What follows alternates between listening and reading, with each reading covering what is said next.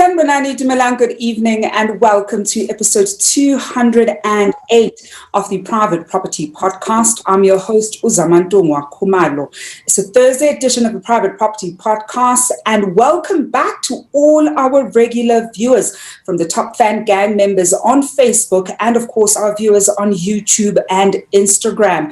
And if you're joining us for the first time, well, as you can see, you've missed out on a whole host of great episodes here on the Private Property Podcast. So do make sure to go back to on our Facebook or even our YouTube page to catch up on some of the great episodes that we have already aired. And of course, something else that you can catch up on is the great episodes that we've had on our other shows.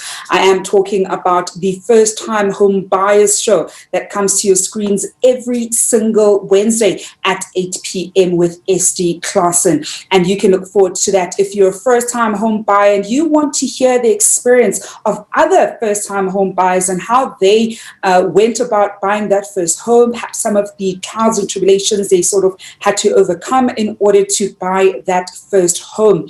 And I know SD Klassen has gone a step further.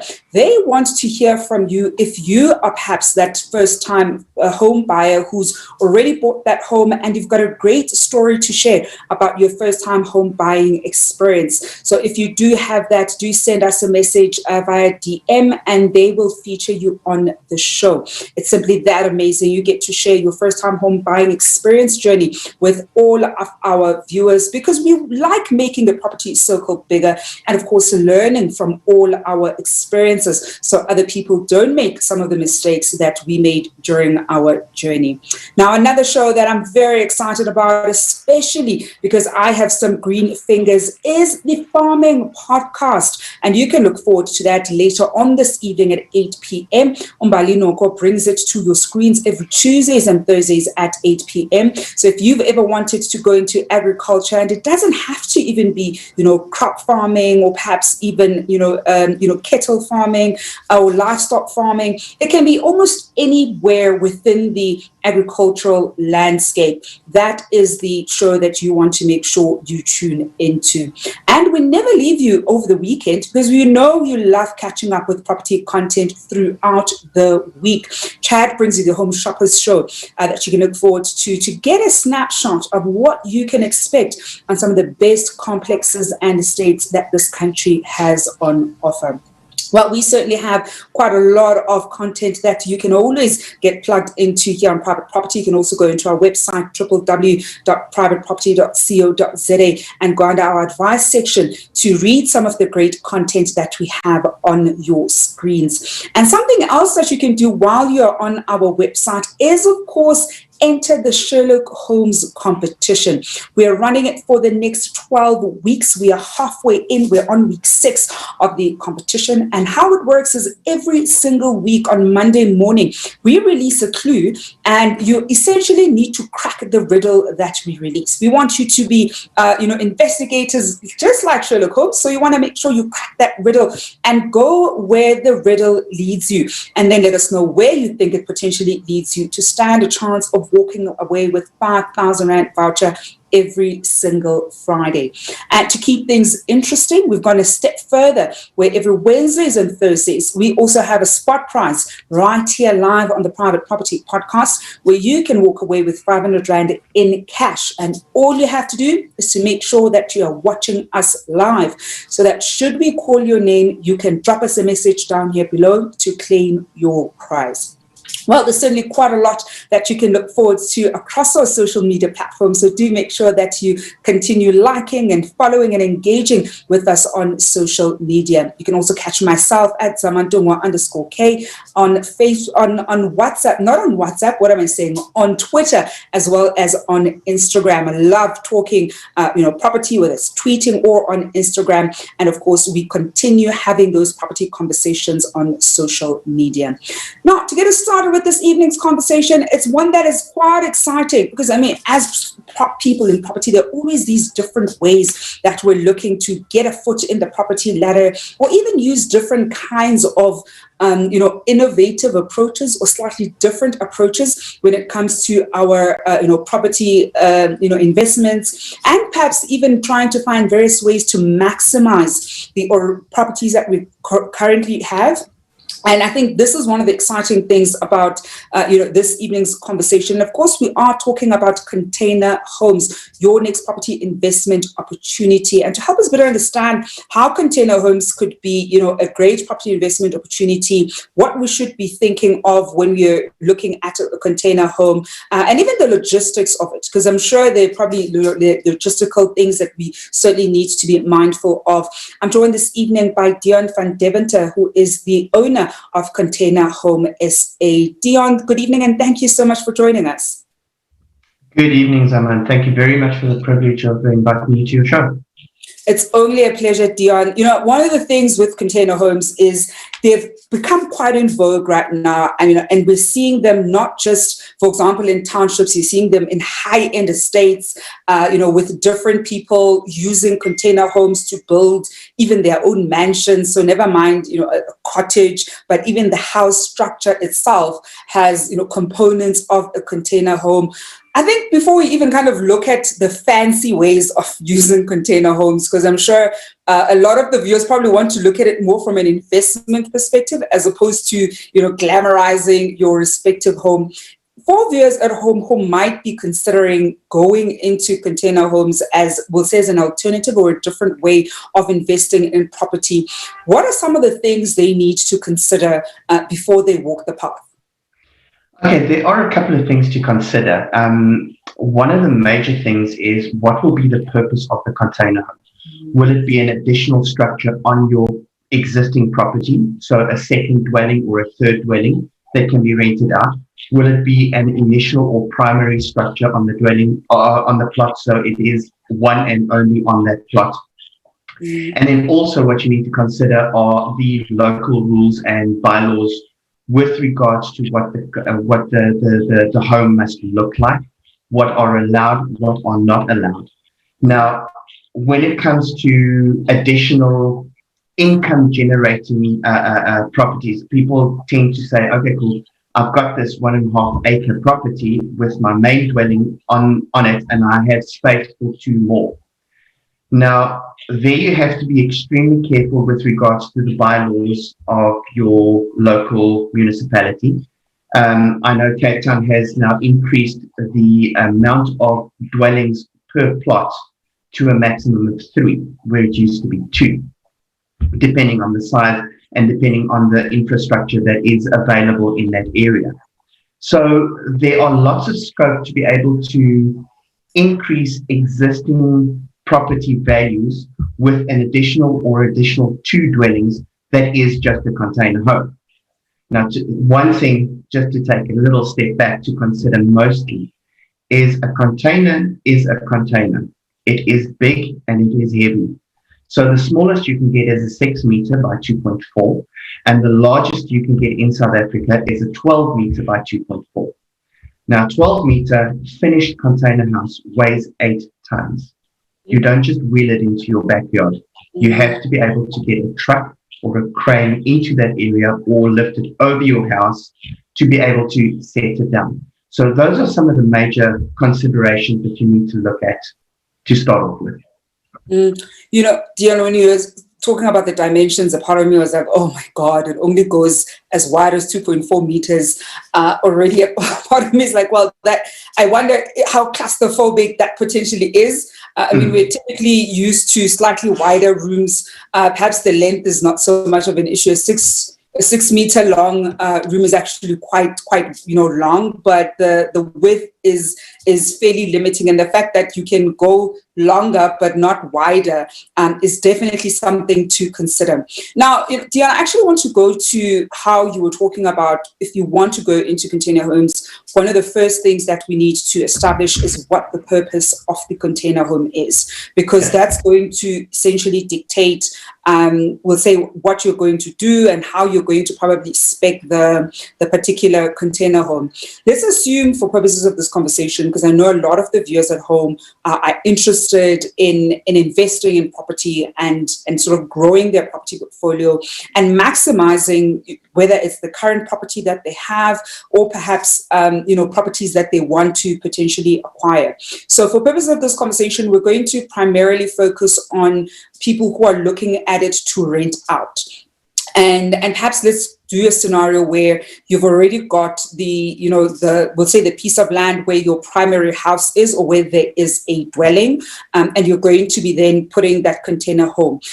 Typically, because you're talking about finding out what the municipal bylaws are, but typically just take us through what then that process would be from the moment a person decides, they're watching the show and they decide, look, I'm going to call Deon from, Container Homes SA because I want to add this on my property. What would logistically it look like? Okay. First of all, we play with Lego when it comes to container homes. So just like Lego, you can add on. So by doubling up, taking a 6 meter and making it 2 6 meters, we can increase the size of the room or the space, or double 12 meter, which doubles the space of your bedroom from a 2.4 to a 4.8 meter bedroom, which is quite a nice, it's a nice sized room. Now, typically, the inquiries that I get for people that want to increase the value of their house or their existing plot by adding on an additional dwelling for rental purposes. The procedure is literally exactly the same as building a normal house. You have to get municipal approval. You have to submit plans. You have to put foundations. You have to make sure that the footprint is within the limitations of the existing municipal bylaws. And you have to make sure that there is enough infrastructure within your area to be able to carry that extra load. Another thing that has to be done, it has to be a rational design. Now, rational design means that we get an engineering sign-off or an engineering approval for the structural integrity of the house, which is foundations, walls and roof, as well as the conductivity calculations, which ensures that you do not boil in summer and freeze in winter in a steel box. Mm-hmm. So apart from those, it is pretty much exactly the same consultation process, the same quoting process, the same designing process as doing a normal house, except that it is within the confines of a container. And literally, it's about 5 times faster than building brick and mortar. I was actually just about to ask you, Deon, because as you were talking about some of what sort of logistically goes into it, a part of me was like, okay, whoa, I didn't realize that you even need, an engineer sort of signing off. And I can already actually think, I hadn't thought about it previously, but I can already think about why it's important to get a sense of whether, the structural integrity of where you want to put it is in fact in place and can withstand a container. Because I think it's one of those things, we just assume you can put any load on a particular surface and it will automatically be able to withstand it. But we know that unfortunately isn't the case. It doesn't work like that, no. Exactly. And the question that then sort of came to mind for me was, then why choose a container home versus, just building that extra cottage? So instead of doing the cottage that you're going to rent out, why would people ordinarily then opt for a container home instead of just simply building something? Well, if you take a normal brick and mortar, first of all, you've got to get into the back. You've got contractors working in your backyard continuously for between 3 and 6 months for a small little dwelling. Whereas with the container home, our on-site work is limited for a smaller house to a maximum of 2 to 3 weeks. The rest all happens off-site. So basically, we go in, we also don't do a traditional foundation structure. We do plinths. So you can lift it slightly off the ground. It's between 6 and 8 blocks per container. That takes 2 days to pour and to get ready. And then the container gets manufactured off-site within about 4 weeks. And we literally come with a truck and a crane, we put it there and we finish it off. And apart from that, it's approximately 30% cheaper than a normal build. And we're going to talk about costs later on, Deon, because I'm sure viewers at home also definitely want to know that. We always tell them the importance of running your numbers and getting a sense of how things are going to typically cost you. I'm this evening in conversation with Deon van Deventer, who is the owner of Container Home South Africa. And we're talking about container homes and how they're your next property investment opportunities. And I'm sure for many investors at home who are trying to find different ways of maximizing the property that they already have, and it can be a property whether it's in the suburbs or Ekasi, or perhaps even in a rural area, and you want to essentially find different ways of playing around with the property, and maybe you've been, sort of exploring adding additional dwellings on there. Well, a container home might be an alternative that you can use. If you've got any questions and comments, do send them to us down here below. And I'd like to hear from you if you've ever considered going the container home route. I know one of the reservations that I would typically have, and I'll ask Deon about it.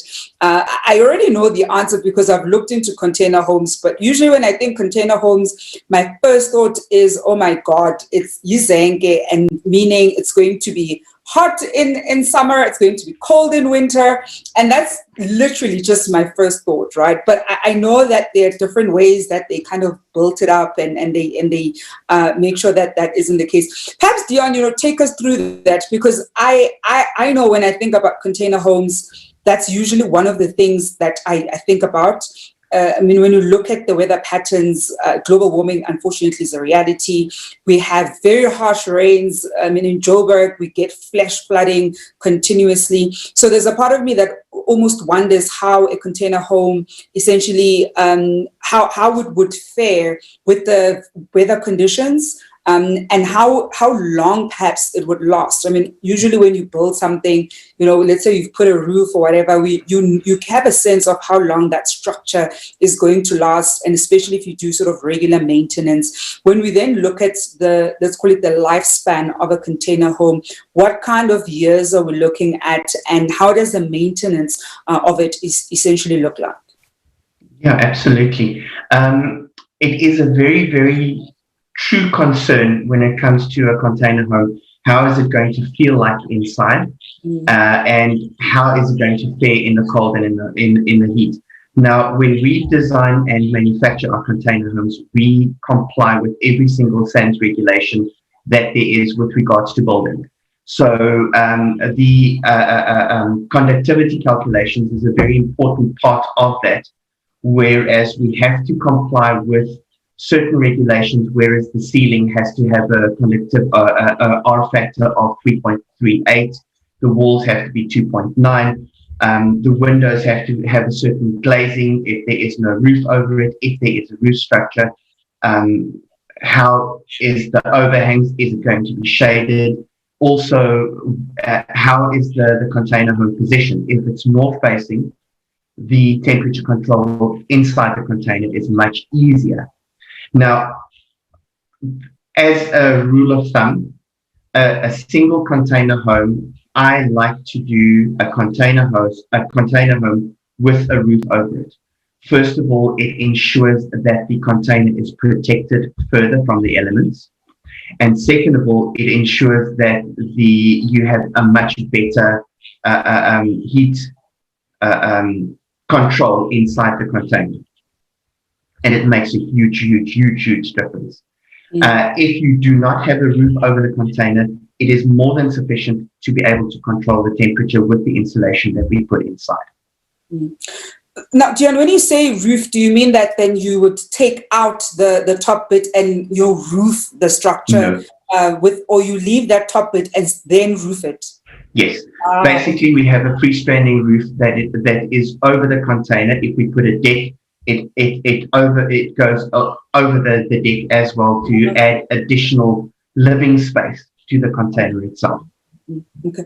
We are taking your questions and comments and home as we talk about container homes and how they could be an alternative in terms of your property investment and adding it into your property portfolio. And of course, I'm taking questions. I see we've got a question here on Facebook, and this one is coming from Umziwake Tekwane, and he's got two questions. I'll ask the first one.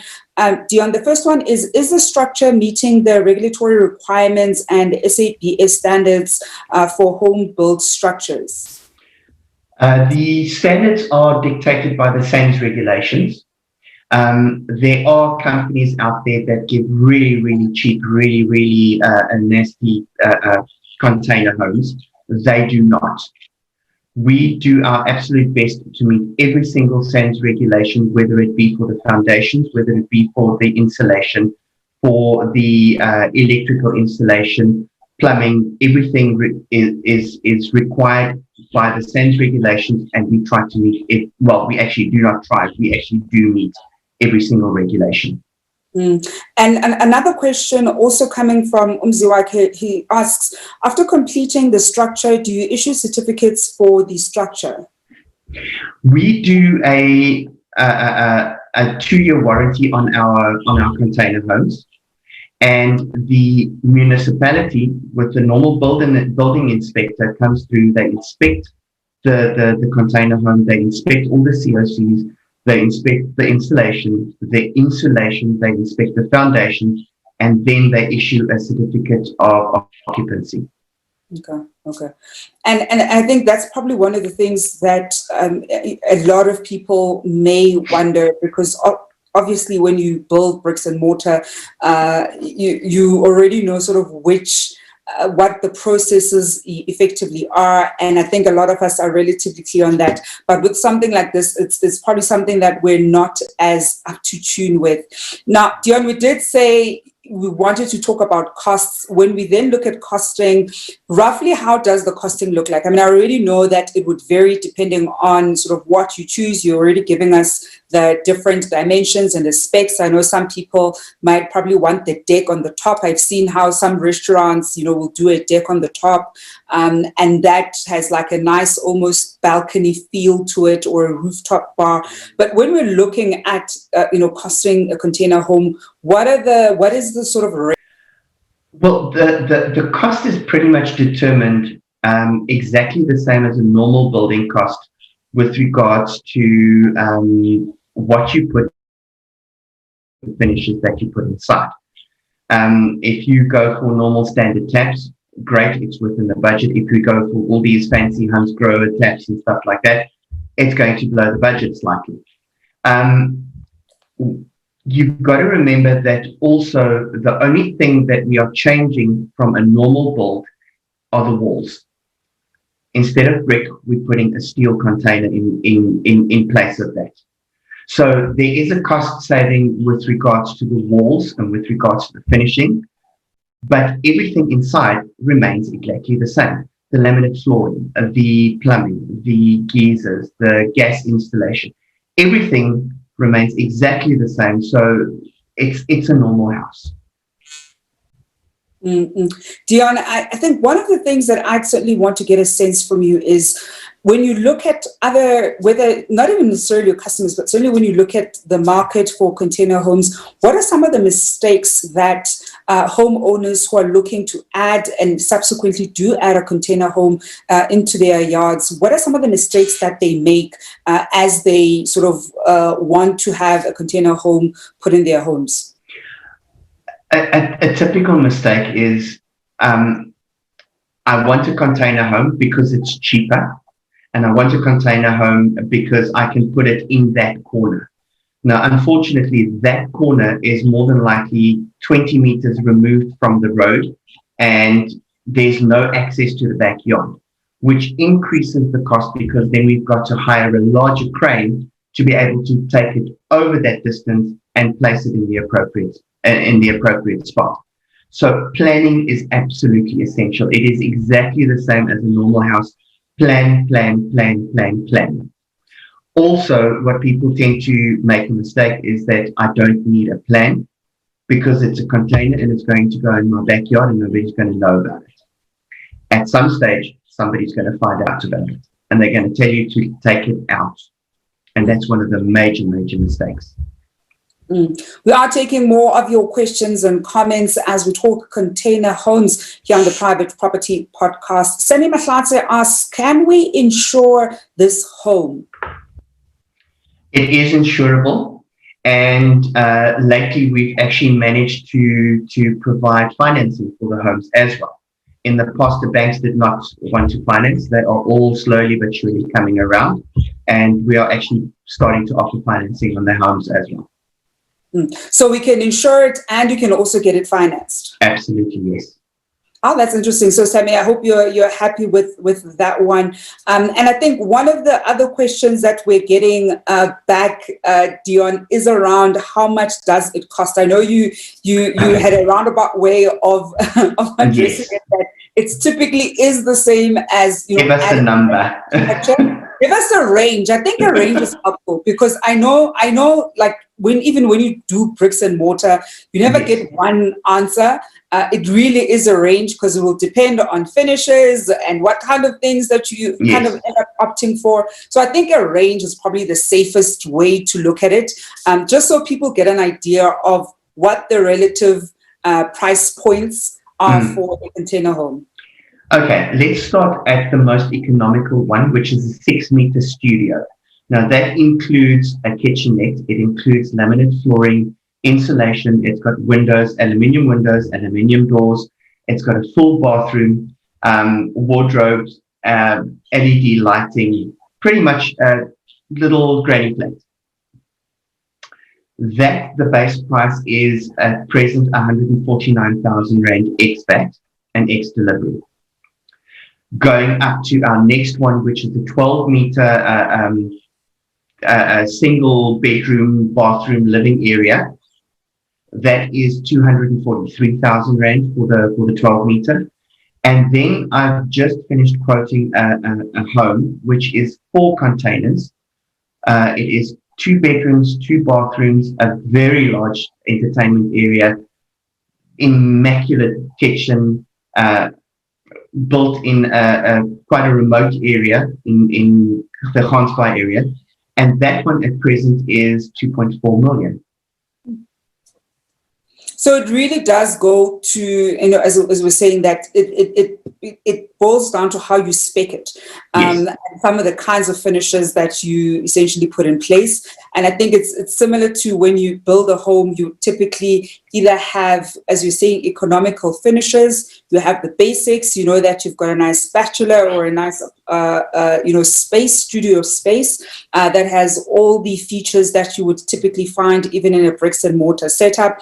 And of course, when you're doing it for your home, when you want to add all kinds of fancy touches, and this is now not for investment purposes, but it's for your own benefit, as you're saying, even that one has a huge entertainment area. So they're probably not necessarily looking to rent it out. Then the specs would substantially change. Well, Queen, I hope you're happy with that one. That was the question that was coming through from Queen Tako, who wanted to get a good sense of what the price point is. Because I think it is one of those important things that we always want to just bear in mind.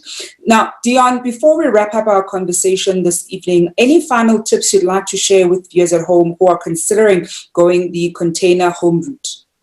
Okay. A big tip, and it is extremely, extremely important. Do your research. If you find the amount of scams involved in containers in container homes are immense. People lose a lot of money on a daily basis because they said, "Ooh, I can get this container for 12,000 Rand." They pay the deposit and they never hear from this person again. Or I have done this container home and these people give me immensely great, a good website with online buying and lay-bys, etc., etc., etc. Be careful. Do reference checks. Make sure that the people that you work with are legit before you press the button to do any type of a transfer. And I think, that's such an important one, Deon, and we like emphasizing it to viewers at home that you want to do your research as much as possible. Sometimes when something sounds too good to be true, it probably is too good to be true. Even if you go, to the extent of going on social media, searching for that company's name, see if there hasn't been somebody who has posted about them, ask for past, references, if possible, see if you're able to go to where they've previously installed and speak to some of their previous customers, because you don't want to put money aside or make a payment only to find that those people were unfortunately scamming you. Well, Deon, we are going to leave it there this evening. Thank you so much for joining us. Thank you very much for the opportunity. I really appreciate it. And that is Deon van Deventer, who is the owner of Container Home SA. And if you want to get in touch with them, we have shared their details down here below. Well, it is a Thursday, so we're not quite done yet. Do stay on the line. We're going to go for a quick break where we'll be announcing the lucky winner of the 1,000 Rand cash prize. We have a rollover from yesterday. So if you have entered the Sherlock Holmes competition, we might just call your name. Remember, you have to be watching us live in order to claim that 1,000 rands. We're going to be back just after this.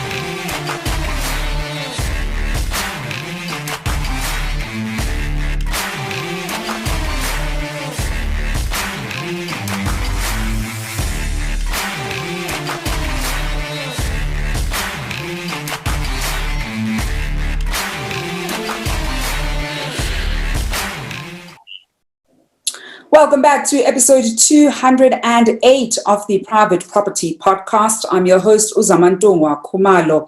Well, it's that time of the evening where we get to announce the potential lucky winner of the spot prize on our Sherlock Holmes competition. We didn't get a winner yesterday because they unfortunately weren't on the live watching us, and in order for them to, claim your prize, you have to be watching. So this evening, you get to walk away with 1,000 Rand in cash, and the potential lucky winner of the 1,000 Rand cash prize is Sean M. Pillay. Sean M. Pillay, I'm going to give you a minute or two to raise your hand and let us know if you are in fact on the live and watching in order for you to claim that 1,000 Rand cash prize. Remember, if you want to be just like Sean M. Pillay, all you need to do is to enter the Sherlock Holmes competition on www.privateproperty.co.za. And every Wednesdays and Thursdays, we do a spot prize where we give away 500 Rand in cash. The only catch is you have to be watching us live in order to claim your prize. And of course, the big prize is on Friday, which is that 5,000 Rand voucher. I see Sean M. Pillay says, I'm here, family. Well, congratulations, Sean. Your 1,000 Rand cash prize is on its way. And of course, I'm sure you're going to enjoy this one. I mean, it's payday for some people today. And if it is for you, well, you're 1,000 Rand richer. The team will be in touch with you in order to make sure that you get your prize. Well, if you want to be just like Sean, then make sure that you enter the Sherlock Holmes competition and be watching us Wednesdays and Thursdays where we announce the spot prize winner. You have to be watching us live in order to claim your prize. It's that simple. Well, that's it from me, Zamantungwa Khumalo, and the rest of the Private Property Podcast team. It is a Thursday, so I do not leave you alone. Umbali Nogo will be online at 8 p.m. to bring you the Farming Podcast. Until then, hoping you're staying home and staying safe.